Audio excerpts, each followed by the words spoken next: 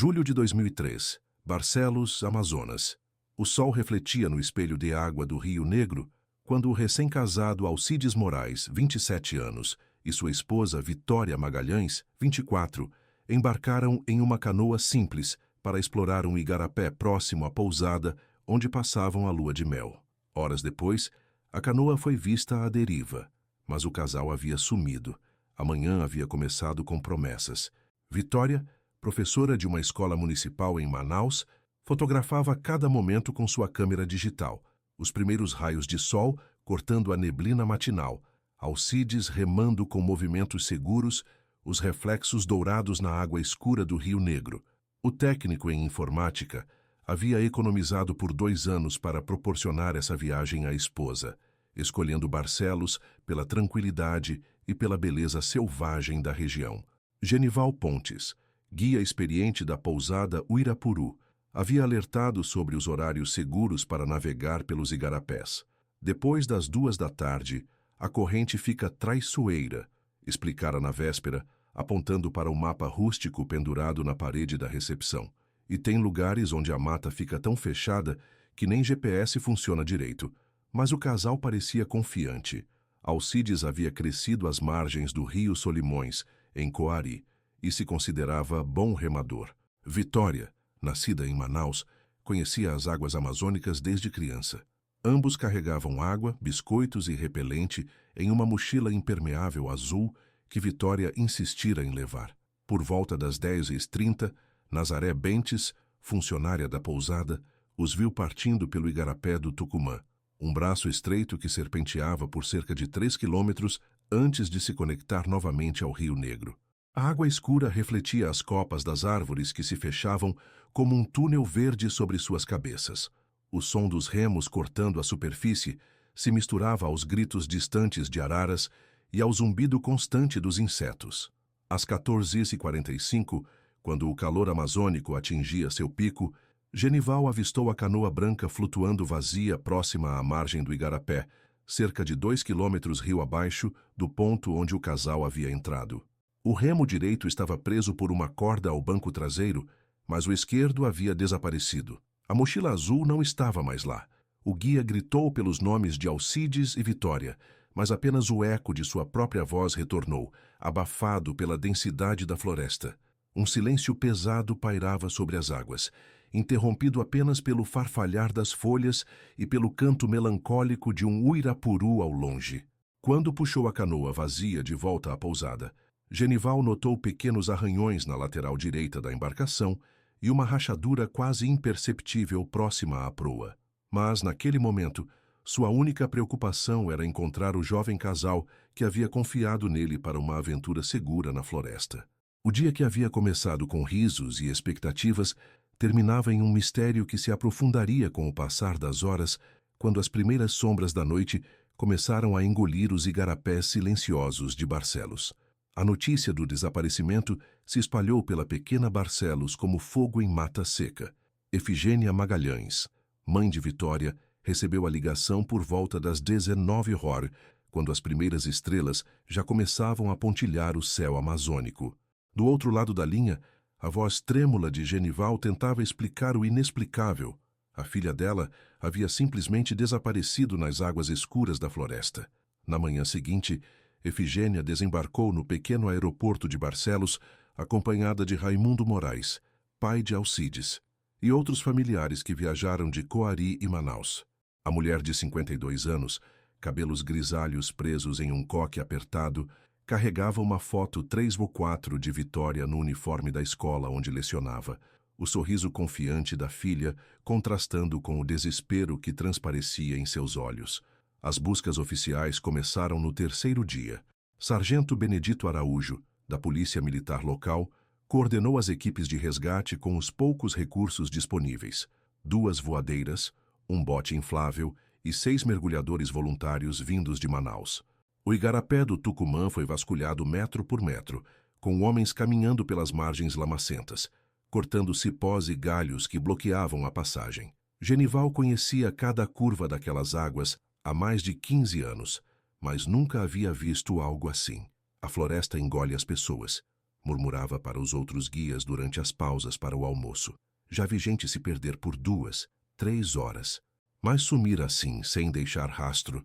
Durante 5 dias, o barulho dos motores de popa ecoou pelos igarapés.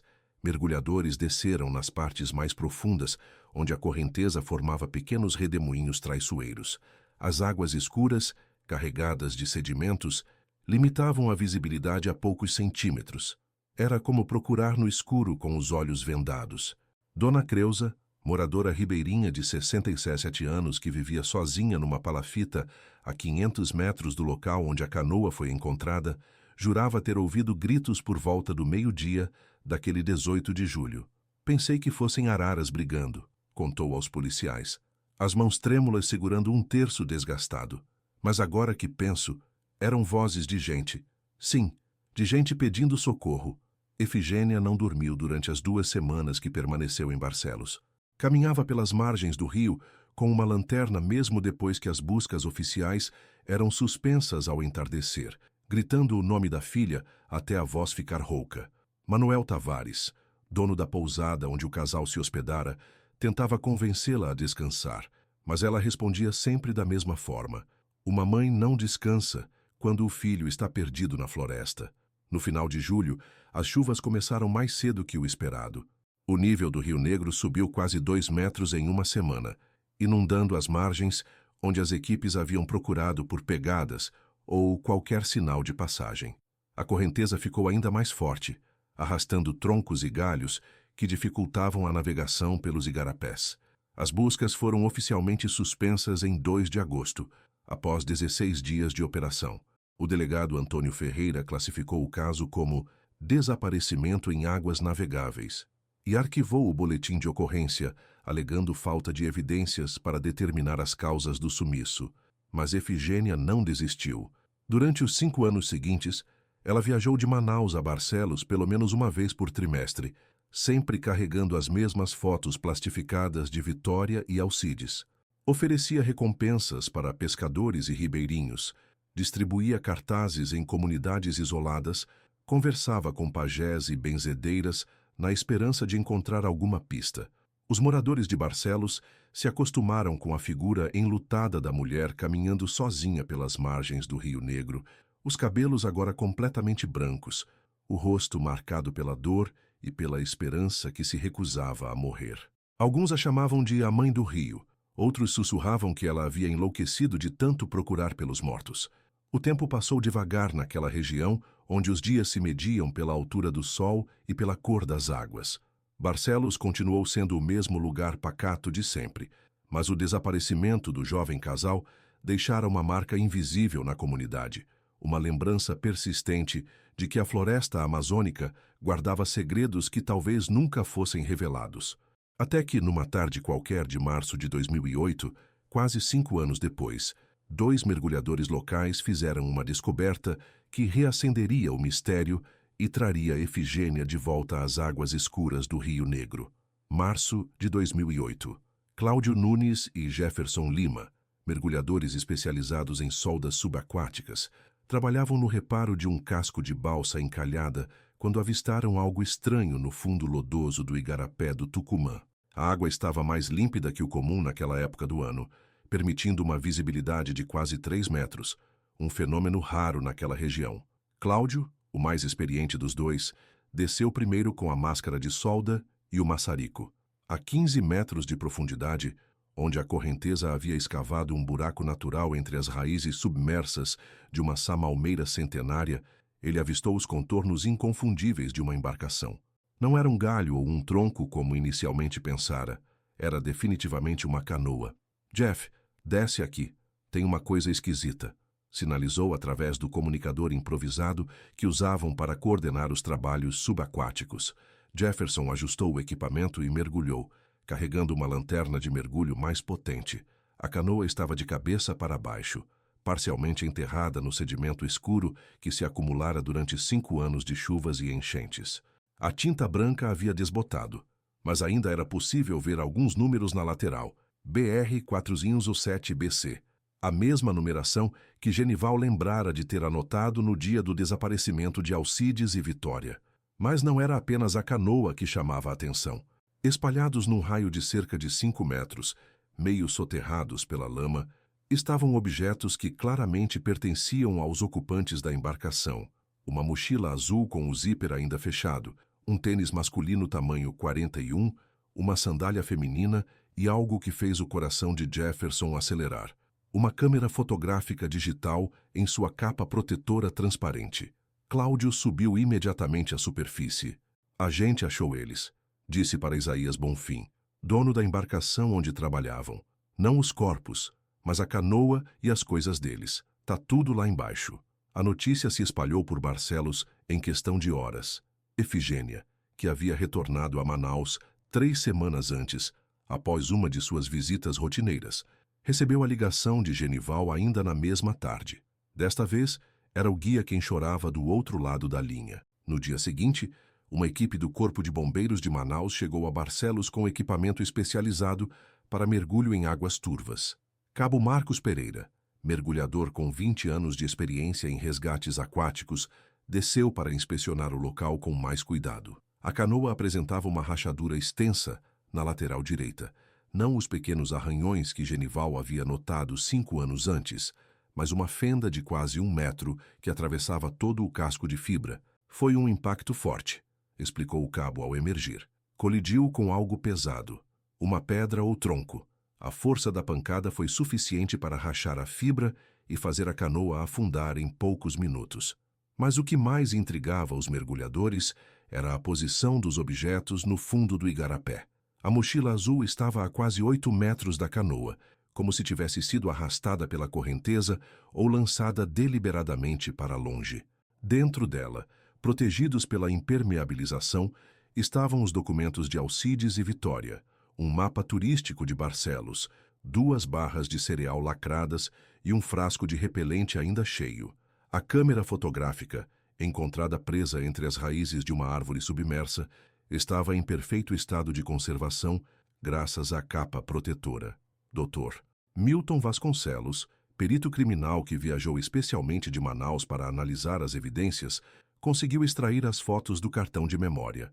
As últimas imagens registradas pela câmera mostravam a sequência final da viagem do casal.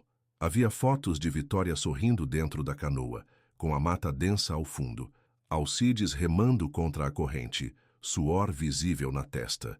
Uma selfie dos dois, com caretas divertidas, tirada quando a canoa passava por baixo de um tronco caído que formava uma ponte natural sobre o igarapé.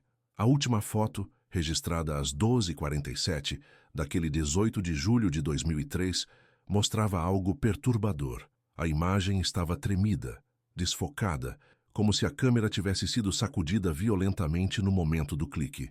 Era possível ver água espirrada, galhos de árvores e, no canto direito da foto, parte do que parecia ser outro barco ou canoa se aproximando. Efigênia segurou a câmera com as mãos trêmulas quando finalmente chegou a Barcelos para recolher os pertences da filha. As fotos na tela pequena do aparelho mostravam os últimos momentos de felicidade de Vitória. O sorriso largo, os olhos brilhando de alegria, a empolgação de quem estava vivendo um dos melhores momentos da vida. Eles estavam felizes até o final, sussurrou, passando o dedo sobre a tela onde aparecia o rosto da filha. Mas o que aconteceu depois dessa última foto? A descoberta da canoa quebrada e dos objetos pessoais no fundo do igarapé havia confirmado que algo trágico realmente acontecera naquela manhã de julho de 2003. Mas, ao invés de trazer respostas, as evidências encontradas apenas intensificavam o mistério. Se a canoa havia afundado por causa de uma rachadura, onde estavam os corpos de Alcides e Vitória? E o que significava aquela imagem desfocada da última foto? O quebra-cabeças estava apenas começando a se formar, e a peça mais importante ainda estava por ser encontrada. Dezembro de 2008. Raimundo Ferreira, pescador aposentado de 74 anos, não conseguia mais dormir direito desde que soubera da descoberta da canoa. Durante 9 meses, a imagem daquela última foto desfocada o atormentava, especialmente quando olhava para o pequeno porto improvisado nos fundos de sua palafita, onde mantinha sua voadeira amarrada há mais de uma década. Raimundo morava sozinho numa casa de madeira construída sobre palafitas, a cerca de 800 metros do igarapé do Tucumã, numa posição que lhe permitia observar todo o movimento de embarcações que entravam ou saíam do braço de rio. Nos últimos 5 anos, havia mentido para a polícia, para os bombeiros, para a Efigênia e para sua própria consciência. Mas o peso da verdade estava se tornando insuportável. Na madrugada de 15 de dezembro, Raimundo caminhou até a casa de Padre Sebastião, pároco da Igreja do Divino Espírito Santo, no centro de Barcelos. O homem, que sempre fora conhecido pela firmeza da voz e pela postura altiva, estava curvado, envelhecido, com as mãos tremendo enquanto segurava um envelope amarelado. "Padre, eu preciso contar uma coisa", disse, a voz mal passando de um sussurro, sobre aquele casal que desapareceu no igarapé. "Eu vi tudo." O que Raimundo revelou naquela madrugada de dezembro mudaria para sempre a história do desaparecimento de Alcides e Vitória.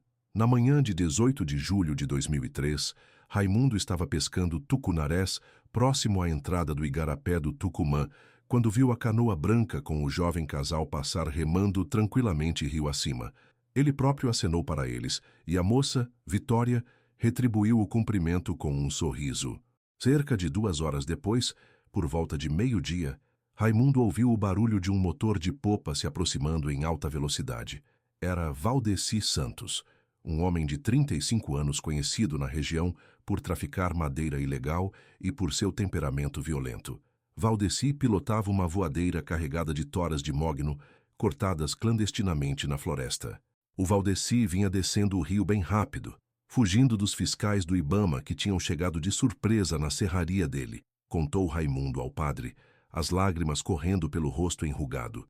Ele não viu a canoa do casal, que estava vindo na direção contrária, numa curva fechada do igarapé. A colisão foi inevitável e violenta. A proa da voadeira de Valdeci, pesada e reforçada com chapas de ferro, atingiu a lateral direita da canoa em cheio, partindo o casco de fibra como se fosse um ovo.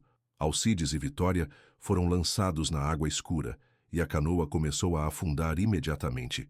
Raimundo estava longe demais para ajudar, mas perto o suficiente para ver Valdeci parar a voadeira e olhar ao redor, desesperado. O casal tentava se manter na superfície, mas a correnteza era forte naquele ponto, e as roupas encharcadas dificultavam os movimentos.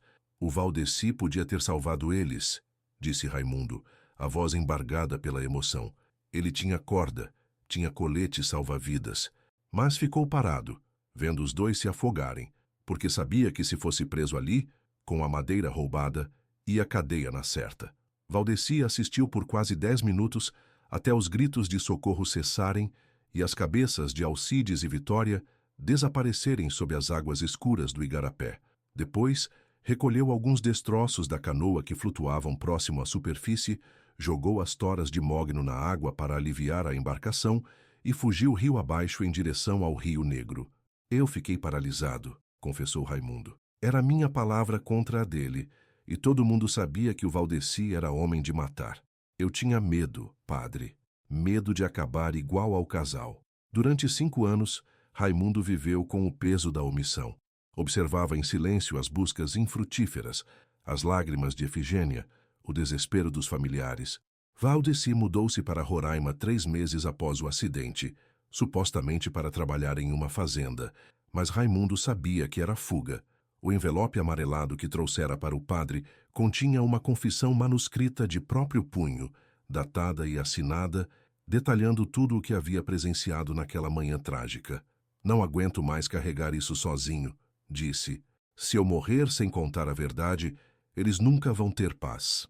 Padre Sebastião acompanhou Raimundo até a delegacia de Barcelos, onde delegado Marcos Uchoa, que havia assumido o caso após a transferência do antecessor, ouviu o relato por mais de 3 horas. A confissão de Raimundo explicava perfeitamente a rachadura encontrada na canoa, a posição dos objetos no fundo do igarapé e, principalmente, aquela última foto desfocada, registrada no exato momento do impacto. A prisão de Valdeci Santos aconteceu 2 semanas depois, numa fazenda nos arredores de Boa Vista. Confrontado com o depoimento de Raimundo e as evidências técnicas, ele inicialmente negou qualquer envolvimento. Mas quando os investigadores apresentaram laudos comprovando que fragmentos de tinta azul encontrados em sua voadeira, apreendida 5 anos antes pelo IBAMA e esquecida num depósito em Manaus, eram idênticos à tinta da canoa de Alcides e Vitória, Valdeci desmoronou. Eu não queria que isso acontecesse, disse aos investigadores, a cabeça baixa, as mãos algemadas. Foi um acidente. Eu estava com pressa, fugindo dos fiscais.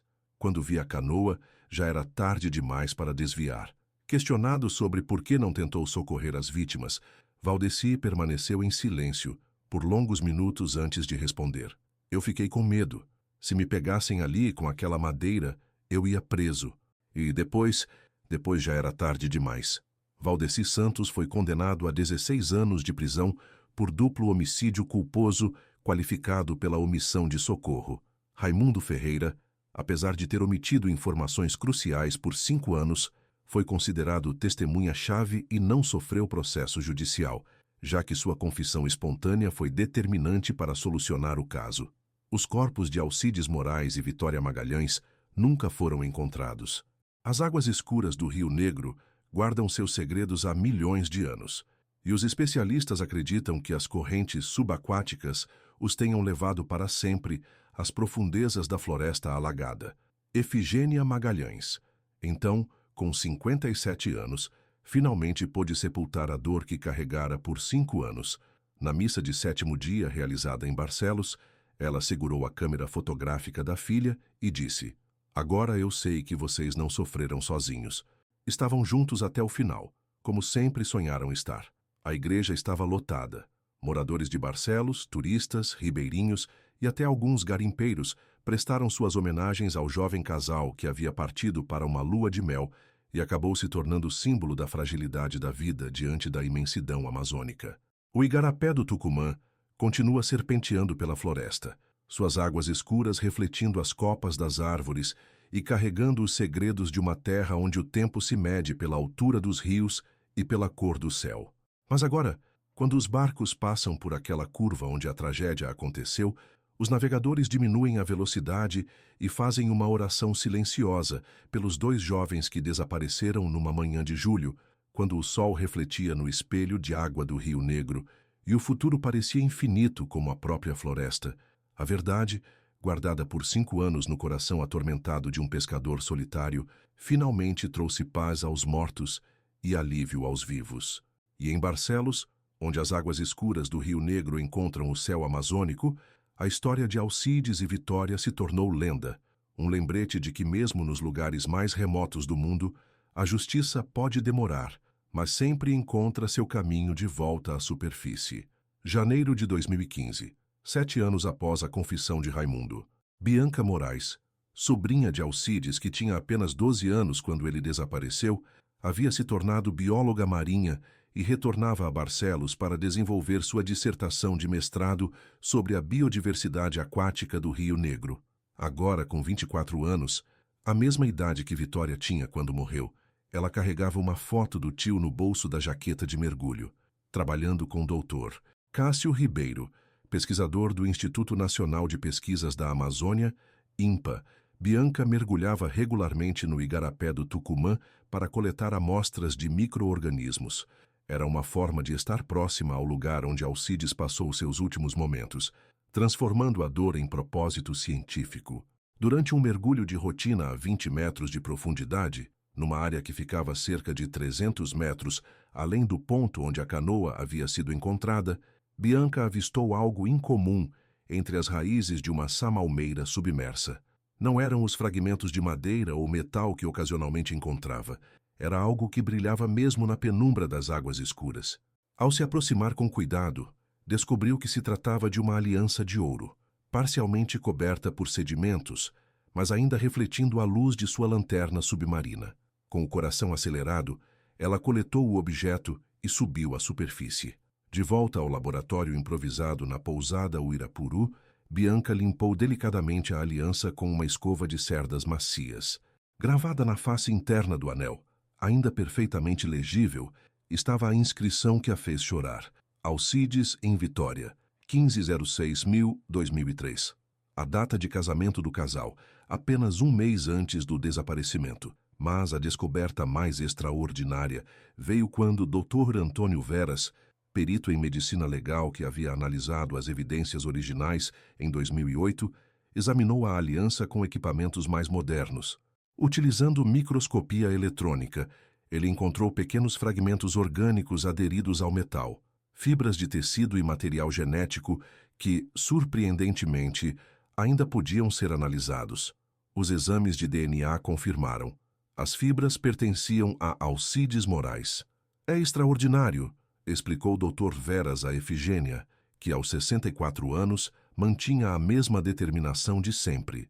As condições específicas da água do Rio Negro, pH ácido e baixa temperatura no fundo, preservaram estes vestígios por mais de uma década. É uma descoberta única na medicina forense brasileira. A análise das fibras revelou algo inesperado. Elas eram do tecido da calça jeans que Alcides usava no dia do acidente, mas apresentavam marcas microscópicas de laceração, como se tivessem sido cortadas ou rasgadas com força. Isso sugeria que ele havia tentado se livrar das roupas pesadas para nadar melhor, arrancando até mesmo a aliança numa luta desesperada pela sobrevivência. Valdeci Santos, que cumpria pena na penitenciária agrícola de Monte Cristo, em Roraima, foi informado da descoberta. Durante a visita do advogado de defesa, ele fez uma confissão adicional que nunca havia revelado antes. Quando vi eles na água, disse com a voz embargada. O homem estava tentando tirar a calça jeans que estava puxando ele para baixo. A mulher estava segurando nele, tentando ajudar. Eles lutaram por uns 5, 6 minutos antes de sumir. Eu podia ter jogado uma corda. Tinha tempo. Essa revelação final trouxe uma estranha sensação de completude para Efigênia. Pelo menos agora sei que eles não desistiram, disse, segurando a aliança recuperada. Lutaram juntos até o final, como sempre fizeram tudo na vida. A descoberta de Bianca teve repercussão nacional. O caso se tornou referência em cursos de mergulho forense e foi documentado em um episódio do programa Linha Direta da TV Globo. A jovem bióloga dedicou sua dissertação à memória do tio, estudando como as condições únicas dos rios amazônicos podem preservar evidências por períodos excepcionais. Raimundo Ferreira, agora com 81 anos e com a saúde debilitada, recebeu a notícia em sua palafita. Parece que o rio não queria esquecer deles, disse para Bianca durante uma visita emocionante. Guardou essa aliança por todos esses anos, esperando alguém da família encontrar. Em junho de 2015, no 12º aniversário de casamento de Alcides e Vitória, foi inaugurado em Barcelos o Memorial dos Navegantes Perdidos, uma pequena capela ecumênica construída próxima ao Igarapé do Tucumã, onde a aliança recuperada foi depositada em um relicário de cristal. A cerimônia de inauguração reuniu mais de 200 pessoas, incluindo turistas, ribeirinhos, pesquisadores e famílias de outras vítimas de acidentes aquáticos na Amazônia. Padre Sebastião, agora aposentado, conduziu a bênção do memorial junto com um pajé da etnia Baré e um pastor evangélico, representando a diversidade religiosa da região. Genival Pontes, o guia que encontrou a canoa vazia em 2003, havia se tornado uma espécie de guardião não oficial da memória do casal. Todos os anos, no dia 18 de julho, ele leva uma coroa de flores ao local do acidente e conta a história para os turistas que visitam a região.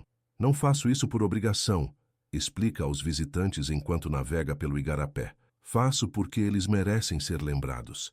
Era um casal cheio de vida, cheio de planos. A floresta levou eles embora, mas não levou a história deles. O memorial se tornou ponto de parada obrigatório para embarcações turísticas que navegam pela região.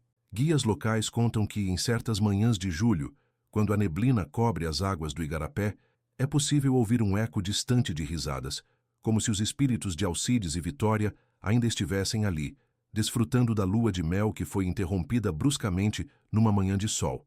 Bianca Moraes concluiu seu mestrado com louvor e hoje coordena o projeto Rio da Memória, uma iniciativa que usa técnicas de mergulho científico para recuperar objetos pessoais perdidos em acidentes aquáticos na Amazônia, devolvendo às famílias pequenos tesouros que as águas guardaram por anos.